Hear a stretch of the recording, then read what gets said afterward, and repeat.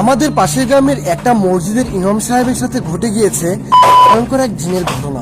ঘটনাটি ঘটেছে ময়মনসিংহের শেরপুর জেলায়। তিনি নিজের ঘরেই ঘুমিয়েছিলেন।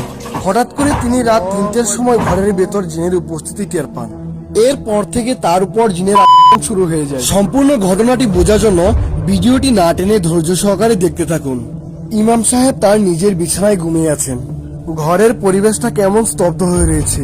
এ কথা বলতে না বলতেই চোখের সামনে ঘটে গেল এক ভয়ঙ্কর ঘটনা। এমন ভাবে মশারি খোলা আমার জীবনে আমি কখনোই দেখিনি। একসাথে মশারির 4টি কোণা কখনোই খোলা সম্ভব না। তখনও ইমাম সাহেবের ঘুম ভাঙেনি। যখন কৌটাটি পড়ার শব্দ হয় তখনই ওনার ঘুম ভেঙে যায়। ইমাম সাহেব যখন দেখতে পান তার ঘরের সব এলোমেলো, তখন তিনি কিছুটা অবাক হয়ে যান, সঙ্গে কিছুটা ভয়ও পেয়ে যান। তিনি যখন কৌটাটা তোলার জন্য সামনে এগুচ্ছেন তখনই তার মাথার উপর ভয়ঙ্করভাবে একটা পাইপ পড়ে যায়। উনি ছাড়া ঘরের ভেতর আর কোনো মানুষ নেই।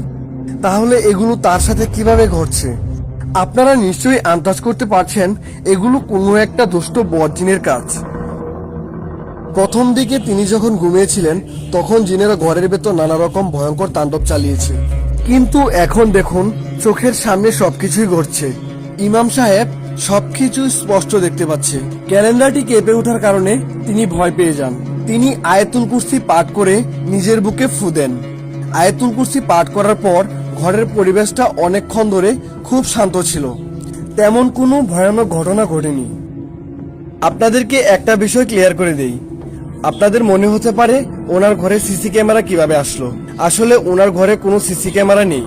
মাঝে মাঝে ওনার সাথে ভয়ানক ঘটনা ঘটে থাকে। তিনি আমাদের সাথে এগুলো শেয়ার করায় ওনার কথা যাচাই করার উদ্দেশ্যে ওনার ঘরে একটা হিডেন ক্যামেরা লাগিয়ে রেখেছিলাম। ফলাফল স্বরূপ আমরা এই ভিডিওটি পেয়েছি। অনেকক্ষণ যাবৎ ঘরের পরিবেশ শান্ত থাকার কারণে তিনি ভেবেছেন এবার একটু ঘুমিয়ে নেওয়া যাক, কারণ ফজরের নামাজের ইমামতি করতে হবে। তাই তিনি সবকিছু গুছিয়ে নিচ্ছিলেন। এই ফাঁকে ওনার গায়ে পাইপ পড়ে যাওয়া নিয়ে একটু কথা বলা যাক। আজ থেকে 7 দিন আগে ওনার কাছে জিনে ধরা একটা রোগী এসেছিল। তিনি মূলত জিনের কাজ টাজ করতেন না। আসলে তার জিন সম্পর্কে কোনো আইডিয়া ছিল না। তার কাছে যেহেতু এসেছে তাদেরকে ফিরিয়ে না দিয়ে সামান্য একটু কোরআনের চিকিৎসা করে দেয়। ভিডিওটি ভালো করে লক্ষ্য করুন। ইমাম সাহেব যখন বালতি থেকে পানি উঠালো ঠিক তখনই তার গলায় কেউ চেপে ধরে। আসলে তিনি তার নিজের গলা নিজেই চেপে ধরেছে, কারণ তার উপর ভর করে আছে অনেকগুলো দুষ্ট জিন। ভিডিওটি ভালো করে লক্ষ্য করুন।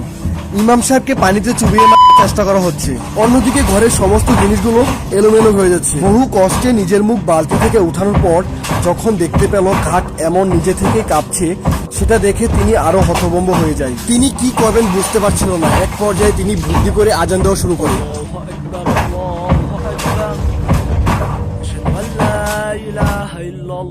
আজান দেওয়ার সাথে সাথেই সবকিছু আগের মতোই ঠিক হয়ে যায়। ওনার সাথে এমন কিছু ঘটতে পারে উনি তা কল্পনাও করতে পারেনি। এক পর্যায়ে ভয়ের কারণে ইমাম সাহেব মাটিতে অজ্ঞান হয়ে পড়ে যায়।